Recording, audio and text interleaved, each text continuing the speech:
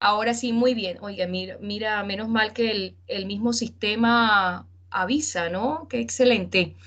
Eh, el derecho internacional privado se materializa a partir del estudio de la norma de conflicto y, por supuesto, lo que deviene con ella. No quiere decir que antes no se aborda, pero digamos que antes estábamos dentro de las bases históricas del derecho internacional privado. Hoy por hoy entramos a este tema. Yo espero de verdad que podamos siquiera alcanzar a factores de conexión. Si no, por supuesto, lo haremos con las clases de rigor siguientes. Hay una suerte de situación producto del conferencista que les había mencionado en materia metodológica, pero va a ser un abordaje que voy a plantearlo desde la sesión de metodología para que sea un poco más acorde y no restar los tiempos de derecho internacional privado. Me está, ya, me está como... Bueno, pensé que solamente era la plataforma Blackboard, la de la otra universidad. Bueno, hoy vamos a entrar, por supuesto, vamos a ver qué es la norma de conflicto, por supuesto, cuáles son las características, cuáles son la clasificación, qué exactamente, cuáles son los componentes de la norma de conflicto, cómo opera, cómo funciona, cuál es su estructura, para que ustedes también ya puedan ir abordando el fondo que con esta temática ya entramos en el fondo del derecho internacional privado. Entonces, sin mayor preámbulo, ahí se observa bien, ¿no? Perfecto. Sí, sí, Ahí, sí. ya. Perfecto. Aló, muy buenas tardes, Engelbert, muy buenas tardes. No había tenido Sergio, muy buenas tardes. No había tenido Buenas tardes, profesora. de saludarlos, dado que a veces los tiempos, bueno, los tiempos que a veces no son ingratos. Pero bueno, antecedentes previos, como toda figura dentro del marco del derecho, de cualquier área puntual, para entrar y determinar Buenas las tardes, profesora. nociones. Buenas tardes, Engelbert. Para entrar y determinar qué es norma de conflicto o norma atributiva, yo de plano les digo el día de hoy que es la norma de conflicto la cual nos va a determinar la legislación aplicable en una situación de conflicto como tal o en una situación litigiosa, si me permiten el término. La norma de conflicto es la que va a determinar claramente qué legislación aplicamos. Por supuesto, pongámoslo en la palestra una legislación de carácter local o una legislación de carácter extranjera, por supuesto con todos los elementos que aborda la legislación internacional. Entonces, para ello es necesario clarificar que existen dos métodos que se usan para la aplicación de estas normas. El método directo y el método indirecto. El método directo, eh, inclusive como lo plasma el profesor Mario González Alvarado, como lo plasma Mario Ramírez Necochea también, consiste en regular las relaciones jurídicas a través de normas sustantivas. Yo creo que todos a esta altura sabemos la distinción entre la norma sustantiva y la norma adjetiva o de carácter procesal.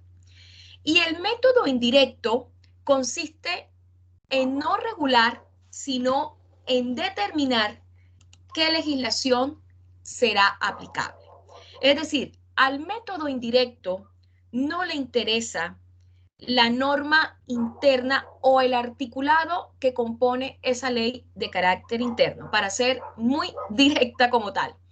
A él lo que le interesa es buscar las maneras, las formas de cuál legislación pudiese ser la más aplicable para darle solución a ese enfrentamiento de normas. Por eso, de una u otra manera, esa disparidad es lo que hoy por hoy llamamos la norma de conflicto. Pero la norma de conflicto también se le llama norma atributiva porque atribuye una legislación determinada. Entendiendo así estos dos métodos que claramente ya ustedes situándose con este antecedente previo a la profesora está relacionando la norma de conflicto con el método indirecto. Así es. Porque a nosotros no nos interesa, si bien tenemos conexión con el ámbito interno de cada estado, con la normativa de cada estado, por supuesto, pero nuestro punto culmine para hablar de derecho internacional privado es la legislación, es la combinación de la legislación en el contexto interno más el contexto internacional.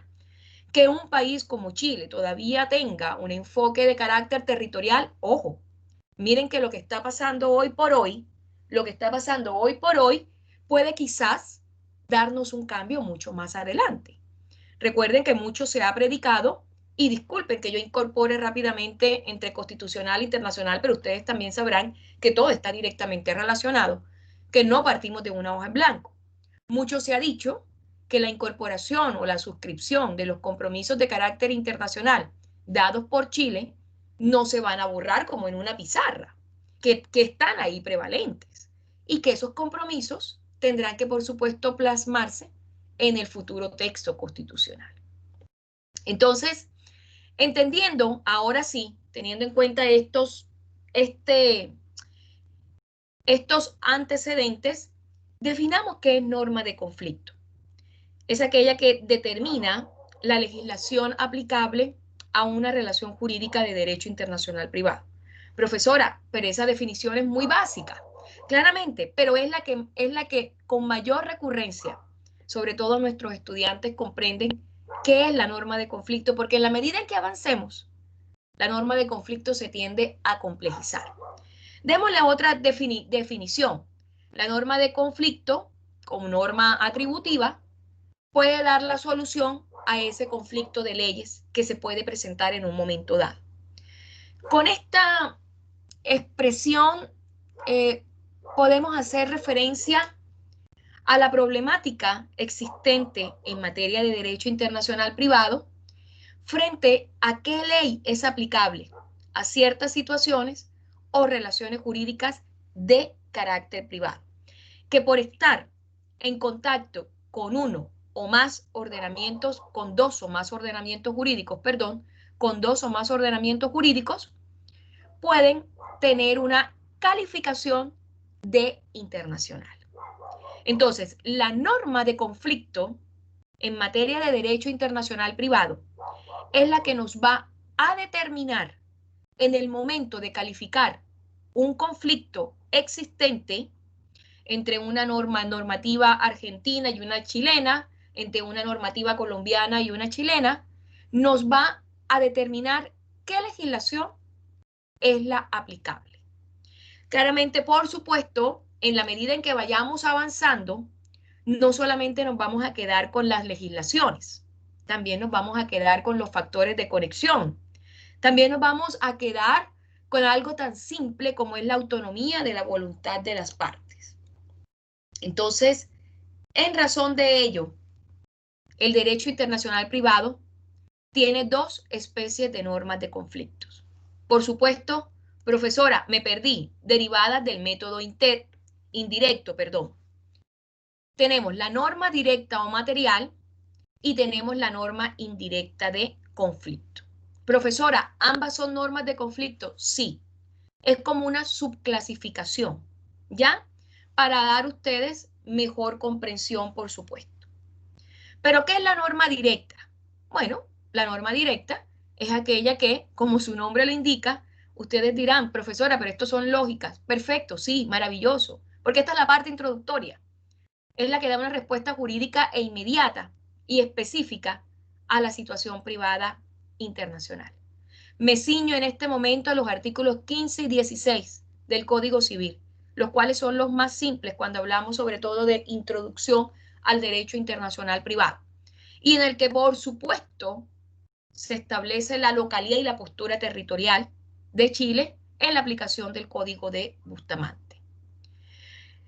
De todas maneras, la norma directa considera al elemento extranjero, ¿ya? Sí lo considera, lo tiene ahí como un amigo con mucho cuidado, pero lo considera. Y por esa circunstancia describe una realidad social determinada y ofrece la solución legal. La norma directa está replicada en cada uno de los códigos o de las codificaciones que prevalecen en el sistema jurídico interno como tal. Y cuando yo les decía al principio de la clase que no partimos de una hoja en blanco, sino que partimos de la suscripción de los tratados internacionales ya vigentes, a esto nos estamos refiriendo justamente. Porque hoy por hoy, en materia de familia, cuando se legisle sobre ese punto como tal, lo que corresponde a la filiación, lo que corresponde a la adopción, lo que corresponde al matrimonio, lo que corresponde a las pensiones de alimentos, se va a regular, por supuesto, conforme a la legislación interna, pero también teniendo en cuenta el interés superior del niño. Y el interés superior del niño es un elemento de categoría internacional. Ojo, un elemento extranjero, que está, por supuesto, consignado en los convenios internacionales, sobre todo que protegen en materia de protección de la familia. Pudiese decir, el convenio, la Convención de los Derechos del Niño, es un elemento extranjero. Entonces, con la aplicación de esas leyes, no se consulta otro ordenamiento jurídico, sino que simplemente se emplea la ley que ordena la relación jurídica desde el punto de vista estatal o interno.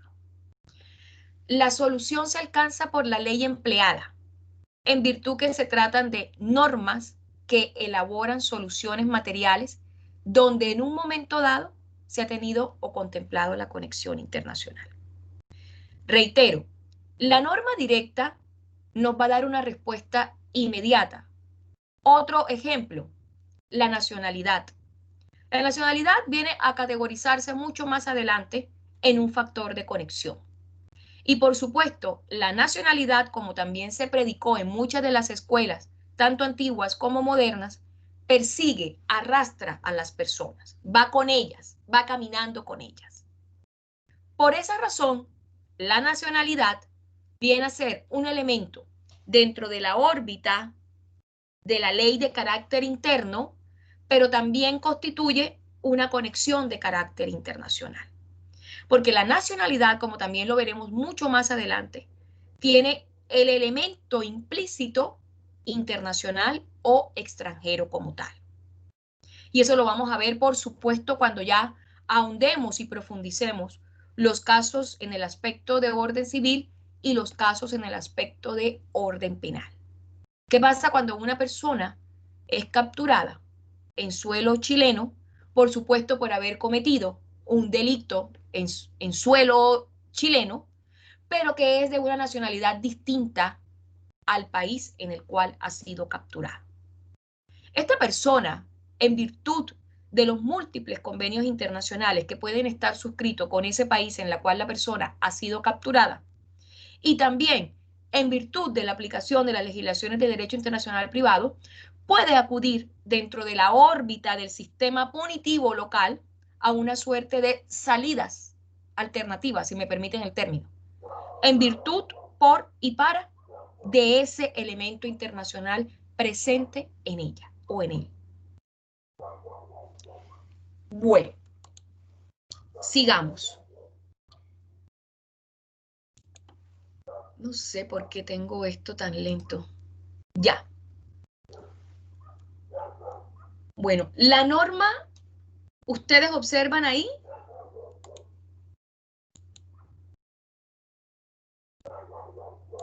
Por favor, ¿se observa?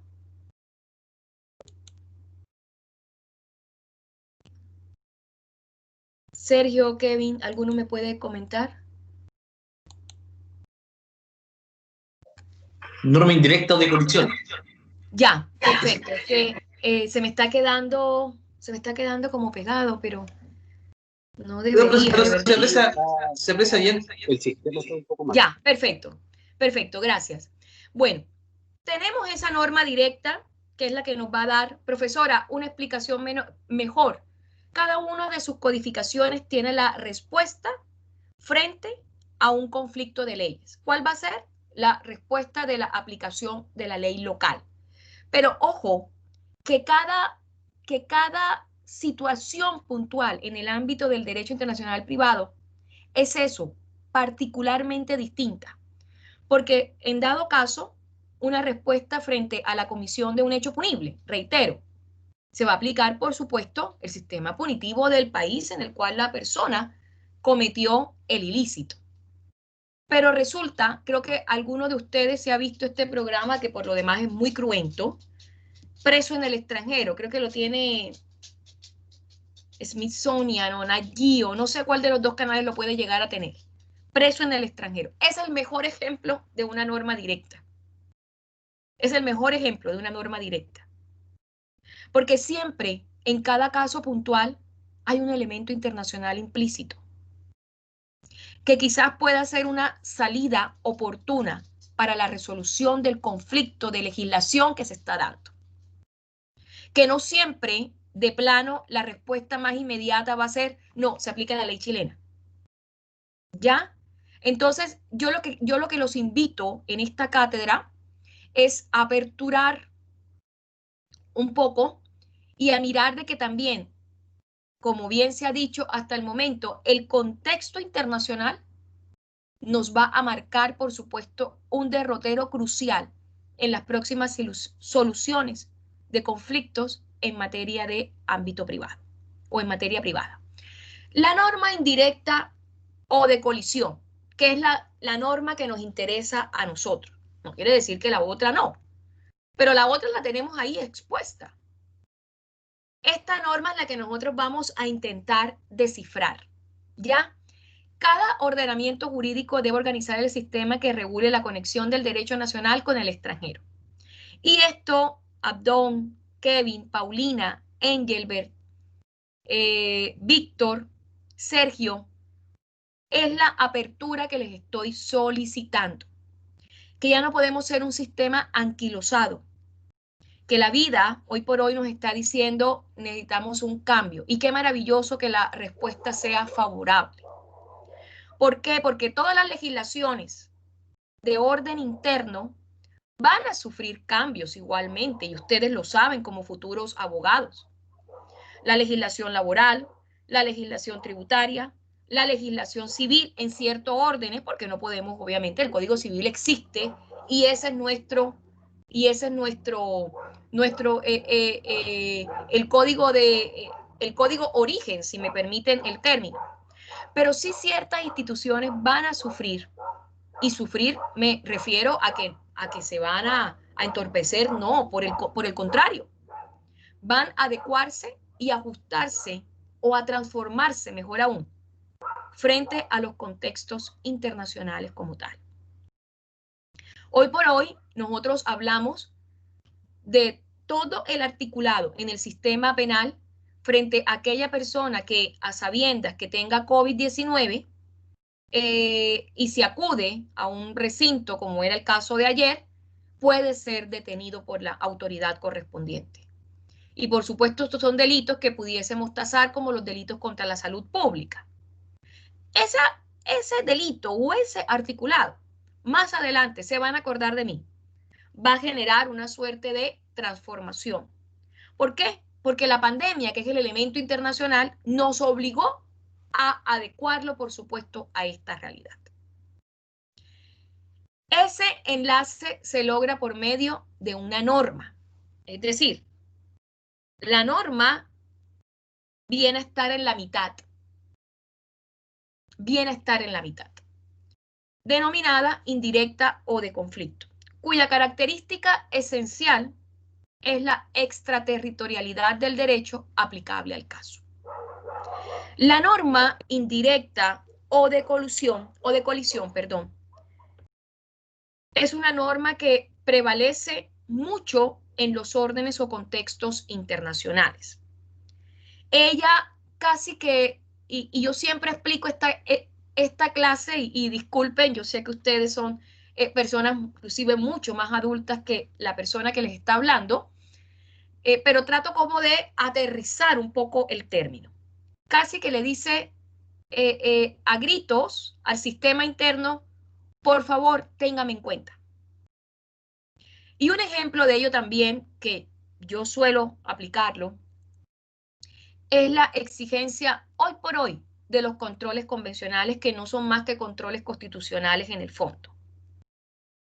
¿De qué nos sirve de una u otra manera tener una multidiversidad de tratados internacionales suscritos si no tenemos forma de materializarlos? ¿Ya? Entonces, eso es lo que nos está diciendo la norma indirecta o de colisión. Por favor, yo estoy aquí, utilíceme. ¿Por qué? Porque esto ha devenido, tanto que nos gusta hablar de la globalización, tanto que nos gusta hablar del contexto internacional, y de una u otra manera los estados han ido avanzando en esta cantidad de acuerdos suscritos cuya finalidad es, por supuesto, facilitar las relaciones personales de bienes, servicios entre los particulares, puntualmente porque es nuestro ámbito el día de hoy, por medio de tratados. Entonces, cuando ellos crean tratados, crean normas que de una u otra manera, como es el caso de Colombia, como es el caso de Perú, que vienen a ser normas de carácter directo. ¿Por qué razón, profesora? Porque las normas internacionales se integran como un bloque al sistema interno. Cuestión que, por supuesto, todavía no ha sucedido en Chile, pero esperemos que suceda. Al no estar integrados, la norma todavía es indirecta o de colisión. ¿Ya? Que son los avances que hoy por hoy nos está exigiendo el sistema de derecho internacional privado como tal. La norma indirecta siempre va a tener un elemento de conexión. Ese elemento de conexión, reitero, puede ser la nacionalidad, puede ser la autonomía de la voluntad de las partes, puede ser la localización de los bienes inmuebles en este caso, puede ser la residencia, puede ser el domicilio. Un país como Argentina, a pesar de que compartimos la misma cordillera, un país a donde la localía o territorialidad no la usan, utilizan la extraterritorialidad.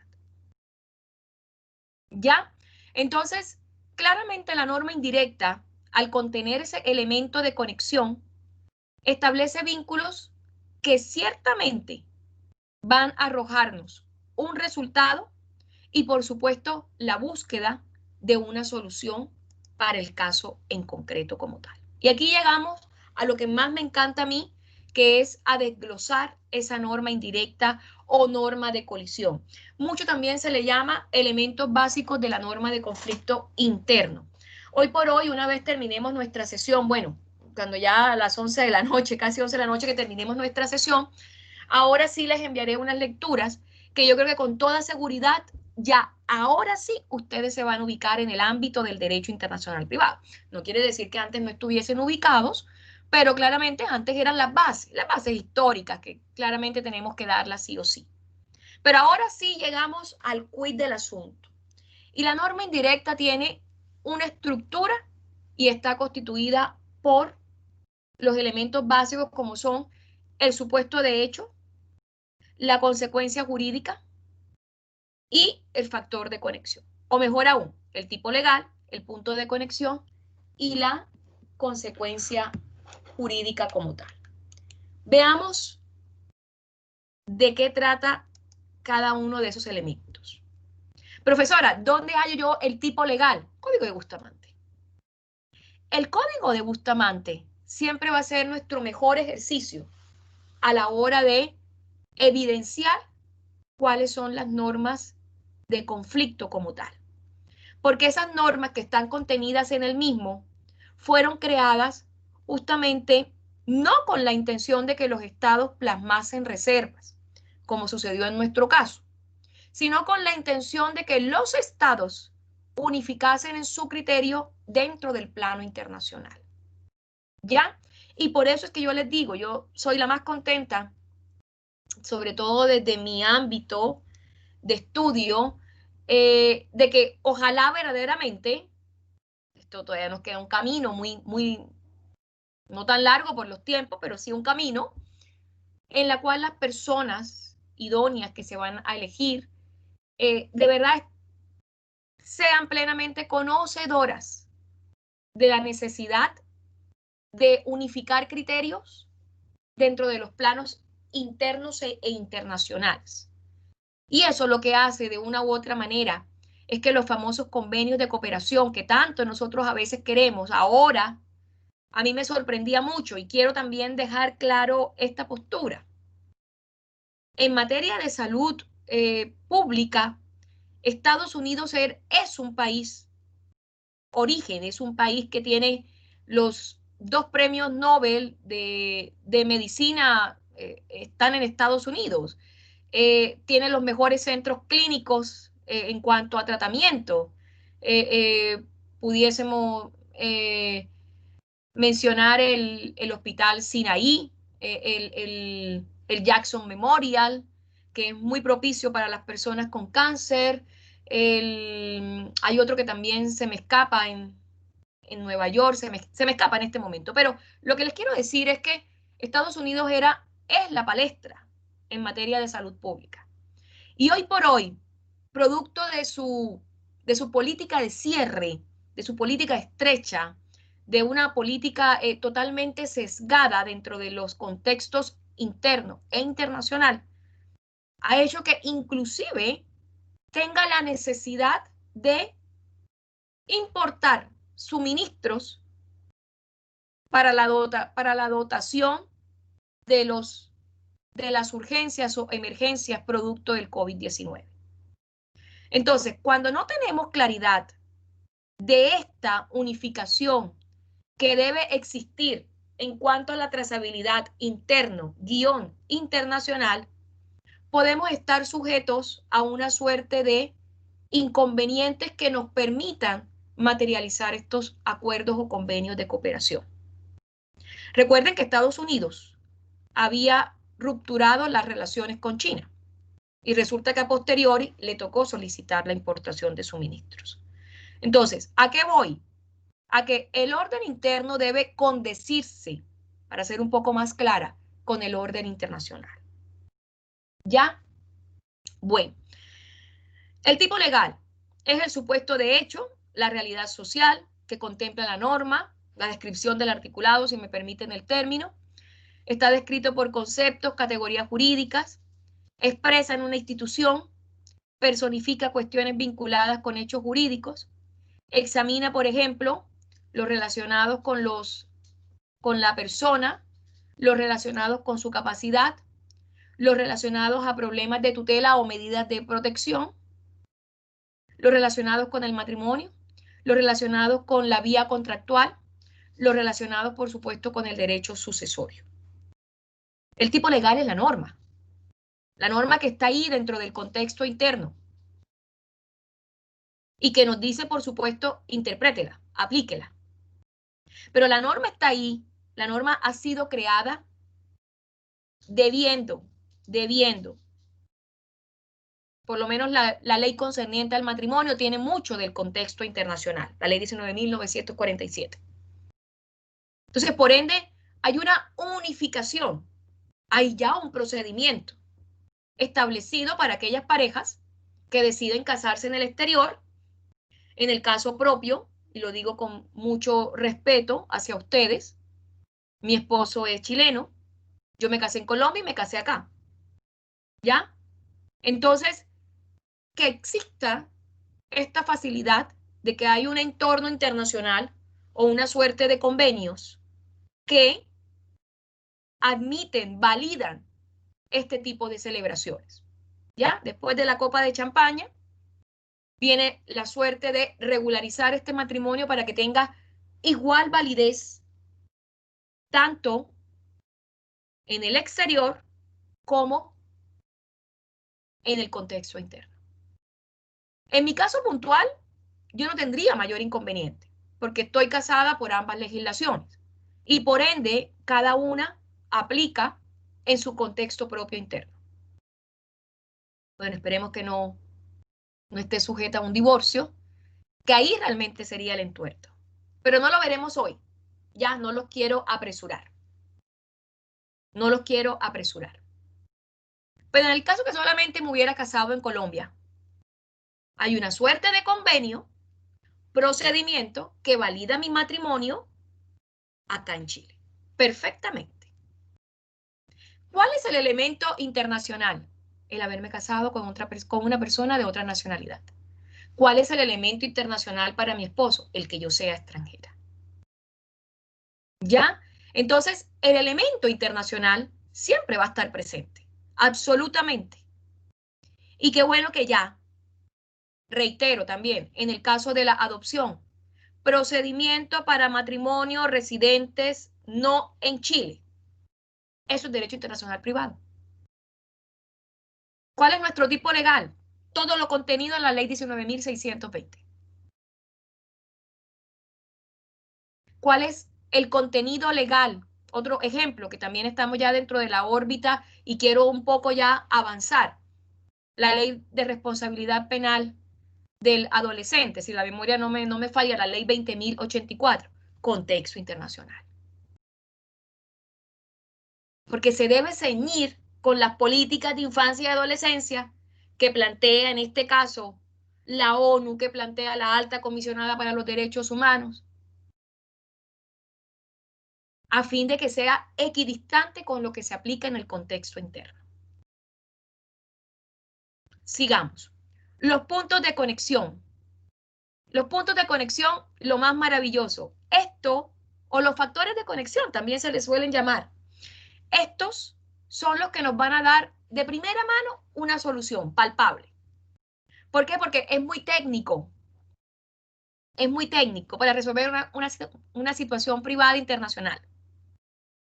Nuestro sistema, con excepción de las cláusulas de reserva contenidas, tiende a ser muy símil a la aplicación del sistema del derecho internacional privado en España. Así que por ello la lectura que voy a abordar y que he ido dejando paulatinamente también en la plataforma de Microsoft Teams y en la plataforma del campus virtual, les va a hacer mucha similitud con el sistema español. La doctrina española señala que expresan el vínculo entre el tipo legal y un ordenamiento jurídico determinado. La brasilera expresa que es el elemento de conexión que indica la ley que ha de ser aplicada. En todo caso, el factor de conexión va a determinar una suerte de solución. El punto de conexión casi siempre, o el factor de conexión, casi siempre va a remitirnos a un derecho. ¿A un derecho como cuál? Puede ser el derecho externo o internacional o el derecho de orden interno, con el fin de resolver claramente el conflicto o la litis, el conflicto que se presente. Vamos a ver, ¿qué más podemos decir? La consecuencia jurídica. Algo que también se me estaba olvidando. Factor de conexión, por ejemplo, la nacionalidad. Factor de conexión, la residencia. Factor de conexión, el domicilio. Bueno, factor de conexión, la autonomía de la voluntad también. Factor de conexión, la localización de los bienes. Se me está escapando en este momento uno. Ya, pero bueno, no muy seguramente cuando ya esté explicándolo a fondo, ahí lo vamos a ver. La consecuencia jurídica es la solución que se obtiene de la aplicación del tipo legal y el factor de conexión. Es la solución que se obtiene del derecho declarado competente para regular la relación en conflicto, localizado, por supuesto, por el punto de conexión. Es la aplicación del ordenamiento jurídico que resuelve la controversia. Si hay lugar a la aplicación del matrimonio o de una suerte de inconvenientes o conflictos prevalecidos en el contexto de la ley de matrimonio civil, se va a resolver muy seguramente por lo que dictamina la ley 19.947 conforme a nuestro enfoque actual. pero resulta que ese matrimonio hay un elemento extranjero. Entonces, ¿cuál será la norma más conveniente a aplicar? Y muy seguramente el mecanismo que va a determinar la aplicación de de ese, de ese conflicto o de ese conflicto prevalente en la relación jurídica va a ser la nacionalidad. Pero la nacionalidad ¿de quién? Donde se celebró el matrimonio. ¿El matrimonio dónde fue celebrado? No fue celebrado en el exterior, ya. O el matrimonio fue celebrado en Chile. Claramente también dará cabida a ello. ¿Por qué? Porque la nacionalidad producida del nacimiento, que deriva, por supuesto, del jus soli, del jus sanguini, es un elemento de conexión. Es uno de los principales puntos de conexión. Pero la nacionalidad también tiene una suerte de complejidades que ya también las veremos un poco más adelante. Los factores de conexión, yo también quiero hacer puntual hincapié en ello porque este es uno de los asuntos que nos va a resolver un conflicto. Tiene que ver mucho con las personas, tiene que ver mucho con lo que esté o no esté determinado en la norma. Ustedes lo vieron cuando el entuerto o la complejidad que se dio frente a la extradición de Rafael Garay, que en últimas tocó apelar a un elemento. Permítanme un segundo que voy a encender la luz porque ya está oscureciendo aquí en mi home office, como dirían hoy los entendidos producto de esta pandemia. Ustedes vieron toda la complejidad que se dio para la extradición de Rafael Garay. No había un acuerdo de extradición, no había un convenio de extradición con el país en el cual se hallaba. Disculpen, en este momento no tengo memoria radiográfica de dónde pudo haber estado el caballero. Se apeló a un mecanismo de orden internacional, al cual la multiplicidad de países recurren a ello porque pertenecen al sistema interno o al sistema de derecho penal, que es a una circular roja de Interpol. Pero la Interpol a la vez es un elemento extranjero. Y eso fue la única forma en que se pudo materializar. Pero eso está determinado en la norma. Pero pudiésemos haber apelado a nuestra respuesta directa. Aplique el tratado de extradición. Proceda inmediatamente a hacer el trámite ante la Corte Suprema e inmediatamente se dictamine la extradición de esta persona. Los factores de conexión también siempre van a estar sujetos o no, depende de la situación puntual, que eso es lo más maravilloso del derecho internacional privado, porque uno en el público tiene respuestas más acertadas y más estables. En el derecho internacional privado hay una suerte de mutaciones permanentes porque hay que evaluar cada caso en concreto. El factor de conexión también va a requerir o no interpretación jurídica. Se va a adecuar a una o más circunstancias para poder determinar cuál es el derecho aplicable. Miren, espero que la memoria no me falle. En el Código Civil, en el artículo 21-22,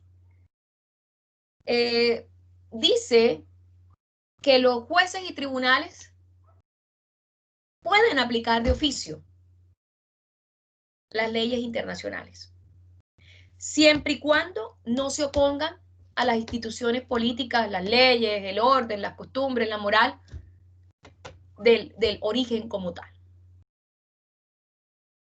Por supuesto, otro factor de conexión que nosotros también podríamos evaluar en el ámbito del derecho internacional privado va a ser la favorabilidad. Uno de los principios máximos y cúlmines dentro del sistema de derecho penal. ¿Cuál norma será más favorable aplicar? ¿Cuál norma me puede hacer a mí más favorable si yo me divorcio? No, esperemos que no sea así. Pero bueno, ¿la local o la internacional?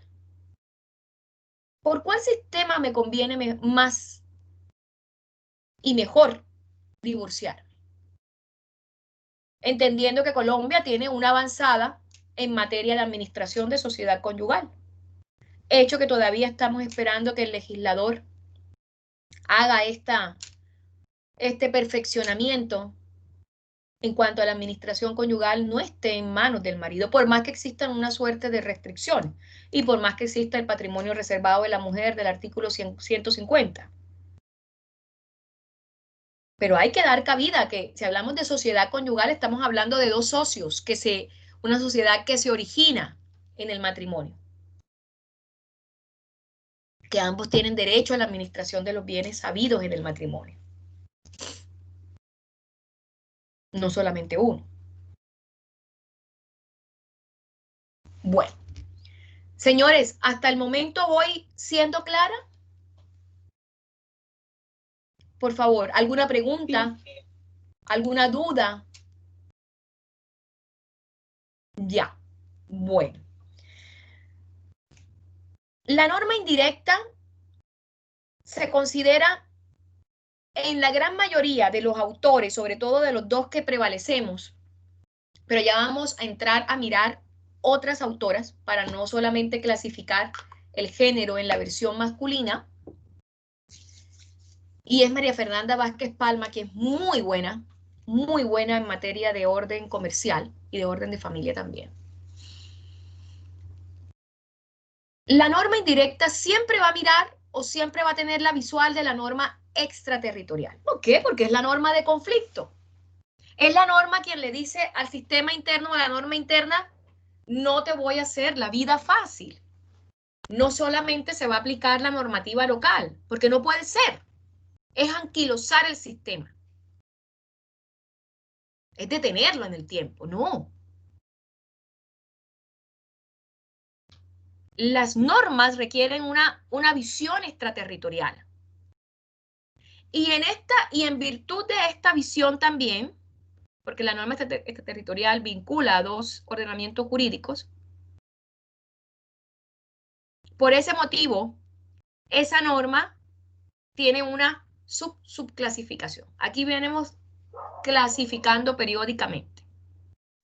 Unilateral o cierta y bilateral o problemática.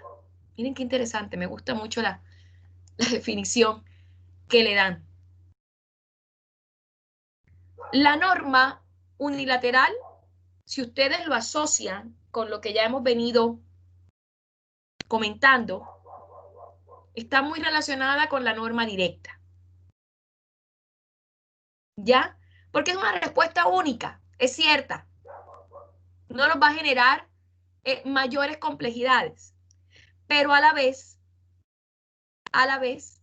es una norma imperfecta, es incompleta. Porque sencillamente es una norma que busca la aplicación del derecho nacional. Artículo 16 del Código Civil. Los bienes situados en Chile están sujetos a las leyes chilenas. Punto. No hay mayor explicación.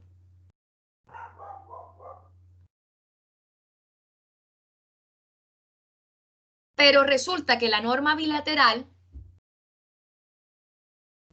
es la norma problemática y es la que alimenta a la norma de conflicto y alimenta al método indirecto.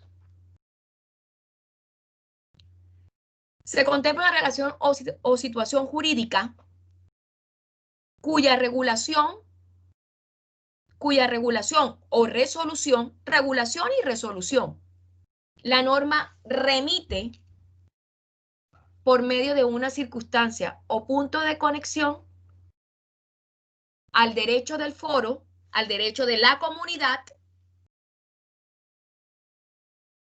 Puede ser, ojo, el derecho internacional privado tiene también una de sus fuentes, es la interpretación. El derecho del foro se puede entender también en el contexto de orden interno, pero también se puede entender desde la visual de la fuente del derecho internacional privado, la costumbre, el derecho de la comunidad.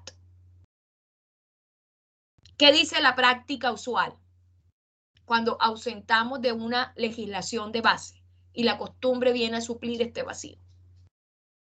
Pero a su vez también nos invoca el derecho internacional. Señores, para ser un poco más precisa, la norma bilateral es la que nosotros vamos a estudiar, porque es justamente una norma de conflicto que trasciende la perspectiva supranacional. Profesora, explíquese mejor. Las normas del derecho internacional privado, todas en su mayoría, deben ser de naturaleza supraestatal. ¿Por qué? Porque su posición en el hecho de que una relación jurídica no puede aplicarse la misma e idéntica norma en todos los lugares, porque los conflictos en el ámbito del derecho internacional privado son de orden internacional. Siempre van a tener un elemento extranjero de base y por lo tanto los estados están obligados a respetar esas relaciones jurídicas y no dar soluciones únicas que puedan ser transgresoras o violentas. Profesora, explíquese mejor. La migración. La migración es una norma o es una ley que matiza dentro del contexto del derecho internacional privado. ¿Por qué razón? Porque está el elemento extranjero presente en todo su esplendor. Por ende, las regulaciones que se marquen dentro de esta normativa claramente van a estar acordes con los protocolos internacionales. Y en algunas ocasiones, sobre todo cuando se cometan ilícitos por parte de extranjeros, como lo vemos cada día, van a dar lugar a la aplicación del derecho del foro o inclusive el derecho local o interno, pero en otros asuntos va a dar lugar a la aplicación del derecho internacional, porque va a ser lo más benéfico para esa persona y para ese caso en concreto.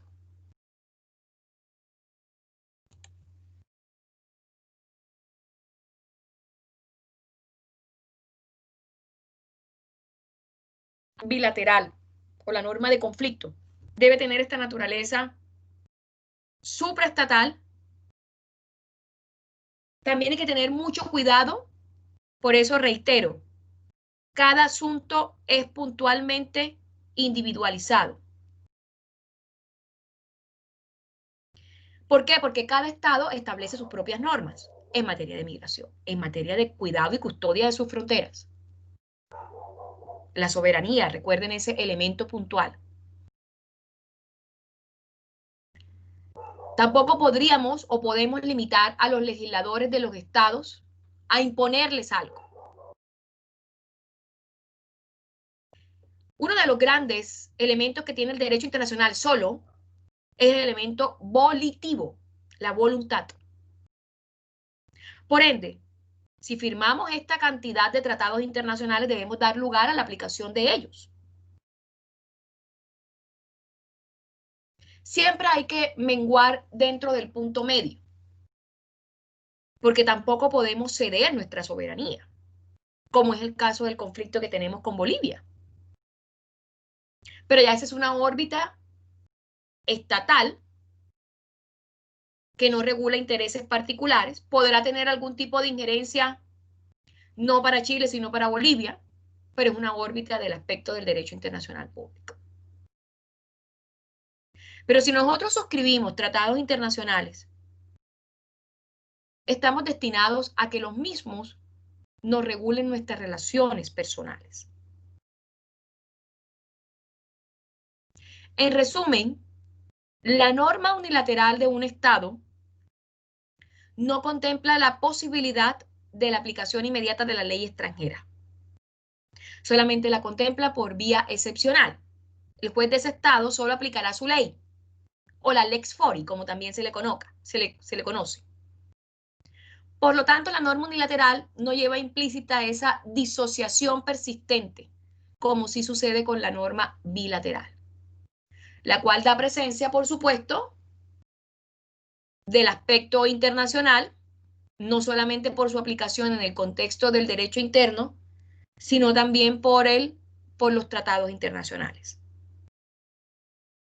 La unilateral mantiene la estabilidad del derecho interno y por lo tanto, obviamente, su visual solamente radica en las codificaciones de cada país. En resumen, señores, la norma de conflicto o las normas de conflicto son las que rigen el derecho internacional privado. Nuestra mejor herramienta es el Código de Bustamante. Pero cada país va a optar por establecer su propio ordenamiento jurídico y una salida, también una salida. Por eso el hacer cláusulas de reserva limita la aplicación del código.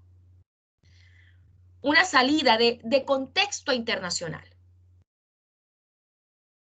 que de una u otra manera sea acorde a los procesos globales que pueda eventualmente afectar los intereses y los derechos de las personas.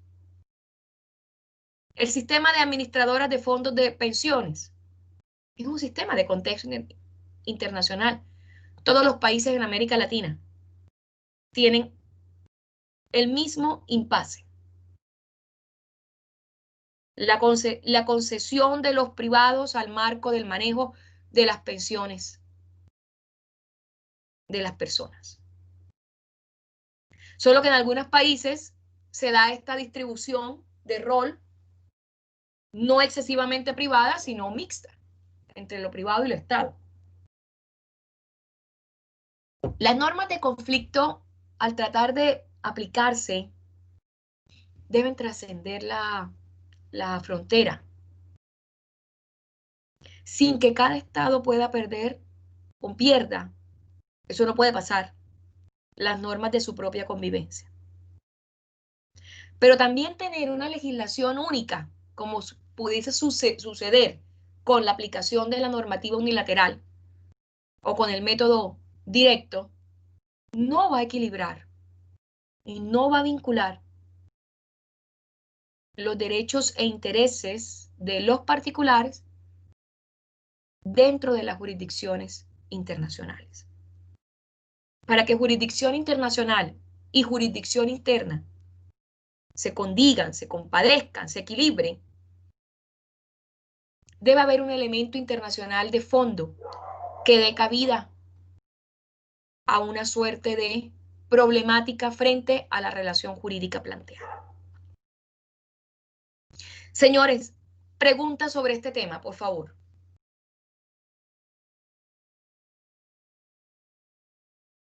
Abdón, Paulina, Kevin, Víctor, Engelbert. No, profe, estoy clara. Ya. Bueno, son las 8:20. Permítanme solo, como diría uno cuando está intentando introducir un contenido temático, y es abordarlo desde los factores de conexión, por favor. Muy seguramente voy a dar cabida hasta las 8:30, para efectos tampoco de 8:35, para efecto tampoco de no dilatarnos, hacemos una pequeña pausa y ahí damos cabida a nuestro inicio de metodología como tal. Bueno, ahí se logra visualizar los factores de conexión. También es muy fácil. Lo que es normas de conflicto y factores de conexión es muy fácil. El factor de conexión, el domicilio, la nacionalidad de las partes, el lugar de celebración o ejecución de un contrato, el lugar de situación de la cosa objeto del contrato. Es muy fácil entender los factores de conexión, ¿ya?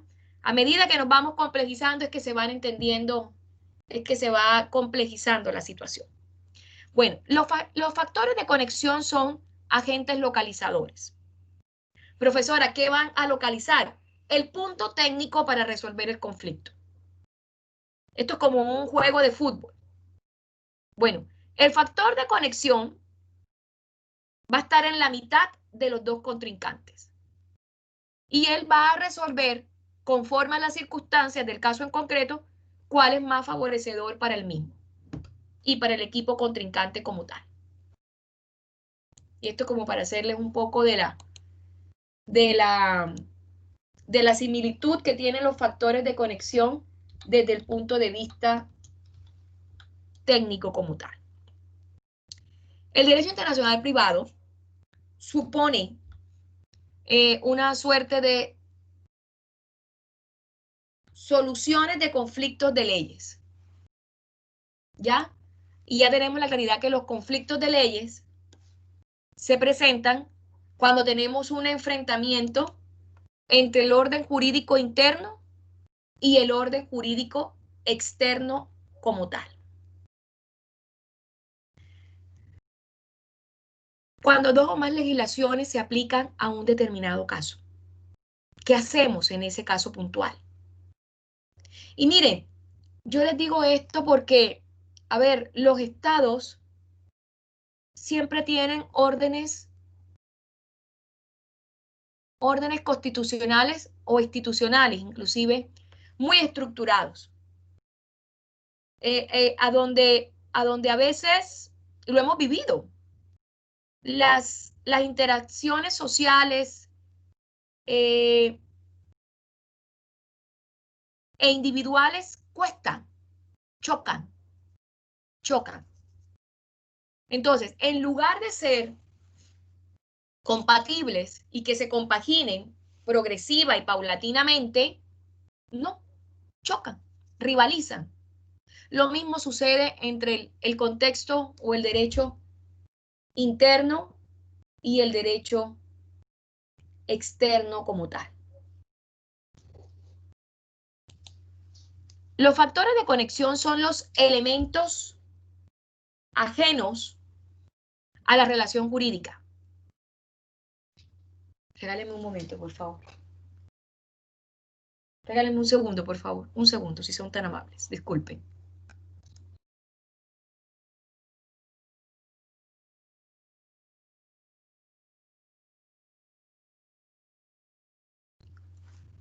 Ya, pido las disculpas del caso. La perrita parece que tenía algo metido en su patita. Bueno, disculpen, las disculpas del caso, por supuesto. Bueno, los factores de conexión son los elementos que están ajenos a esa situación o conflicto jurídico. Por eso siempre es permítanme el término, el sándwich, que hace de una u otra manera arbitrar para ver dentro de este conflicto existente cuál va a ser el mecanismo resolucionador. El factor de conexión siempre va a reconocer en su objeto final que es vincular a una persona, a una cosa, a una situación jurídica con un ordenamiento jurídico, ya sea nacional o internacional específico. O mejor aún, señores,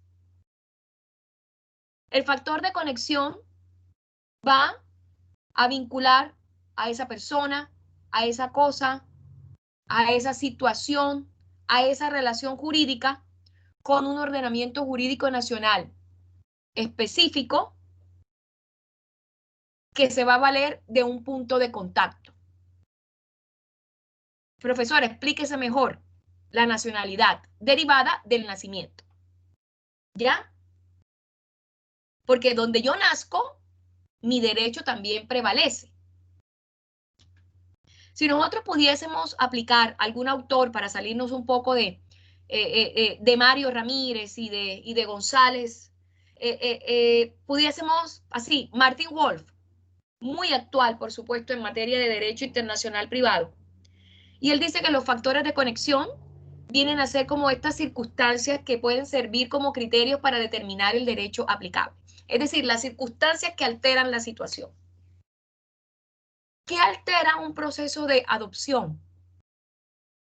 Que el niño que resultare adoptable no lo quiera adoptar una familia local o nacional y tenga que ser adoptado por una familia internacional.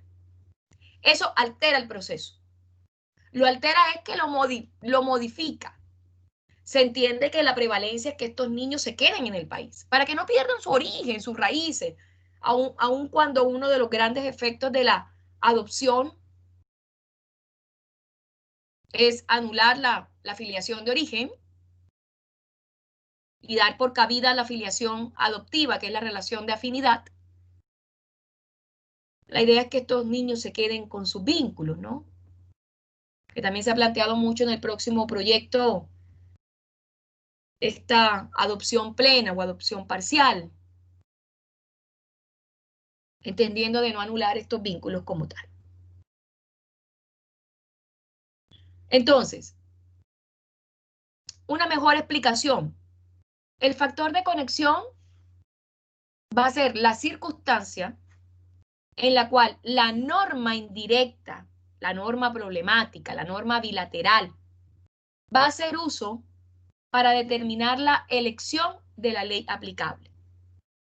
Por ejemplo, y en esto ya creo que ya estamos ahondando en lo que nos corresponde, la nacionalidad, el domicilio son pertenecientes al estatus de una persona, que cuando son empleados o cuando son materializados por la misma norma en conflicto, se convierte en el factor de conexión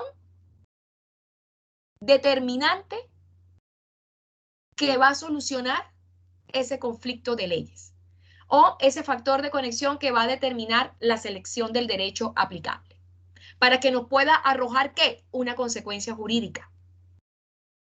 El factor de conexión siempre va a estar en la mitad entre el tipo legal y la consecuencia jurídica, porque depende de él, depende de la aplicación de él. Con la aplicación de él se dará lugar a un resultado o a una consecuencia. La norma de conflicto contiene un elemento esencial que engarza o anuda la relación del derecho internacional privado. Casi que es un candado con una legislación determinada aplicable. Y por supuesto, ese elemento se llama los factores de conexión. Vamos a dejarlo, porque yo siempre suelo explicar cada uno de ellos. Solamente vamos a hacer una enunciación de los mismos y que considero que con la lectura de base que yo les deje, ustedes por supuesto van a ahondar y van a profundizar de tal manera que cuando incorporemos nuestra próxima sesión en este contexto ya va a ser mucho más clara. Que las partes tengan distinta nacionalidad, bueno, el caso de aquí de la docente que les habla es el caso más puntual. Que las partes tengan distinto domicilio o residencia, suele pasar. Recuerden que domicilio y residencia son conceptos concatenados, pero son distintos. También lo veremos, por supuesto. Que un bien esté ubicado en un país distinto al país en que se celebró el contrato relativo a ese bien. Casa matriz, filiales. Lugar donde se producen los efectos del contrato. El principio de la autonomía de la voluntad. La ley del tribunal competente. ¿Ya? En una ley de matrimonio de familia, el competente será el juzgado de familia. Esto se tiende a complejizar, se me ocurrió ahorita, cuando aplicamos la ley 19.968, la que creó o reformó los tribunales de familia, con la ley 20.066, la BIF, la de violencia intrafamiliar. Ambos son competentes, solo que unos y otros son competentes en distintos casos. Familia cuando no constituyan delito, y por supuesto los de garantía cuando los hechos enmarcados bajo el contexto de violencia intrafamiliar son categorizados como delito. La presencia física de las partes es uno de los factores que nosotros, ni en Chile ni en la comunidad latinoamericana, suele ser relevante como tal. Sin embargo, podemos dar lugar mención, por supuesto, a ellos, a él. Y aquí viene la suerte de clasificaciones que vamos, por supuesto, a explicar. Señores, dejo como aquí sentado, como la parte introductiva de Derecho Internacional Privado, que ya estamos ahondando en los factores de conexión. De aquí en adelante,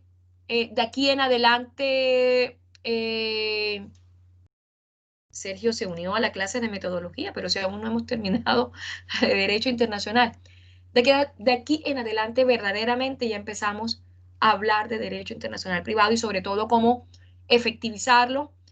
Yo tengo pensado por agenda también elevar una suerte de ejercicios como práctica para que ustedes también se vayan preparando a mediato futuro, en un mes.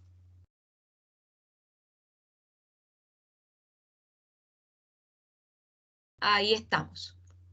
En un mes aproximadamente, que yo estimo que ya sería la prueba de Derecho Internacional Privado y que por supuesto es una prueba que por lo demás va a tener casos planteados como tal. Señores, preguntas sobre el tema como tal, por favor. Cada uno de ellos, vamos a ver la nacionalidad, maravillosa la nacionalidad. Una de las grandes resoluciones en materia de Derecho Internacional Privado en Chile. Preguntas, por favor. Abdón, Víctor, Engelbert, Kevin. Por ahora nada, profesora.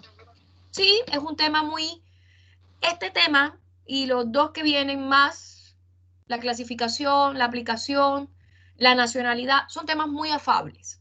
Temas que de verdad no tienen mayor complejidad. Ustedes dieron Derecho Internacional Público, así que les debe hacer mucho sentido lo que les voy a comentar a futuro.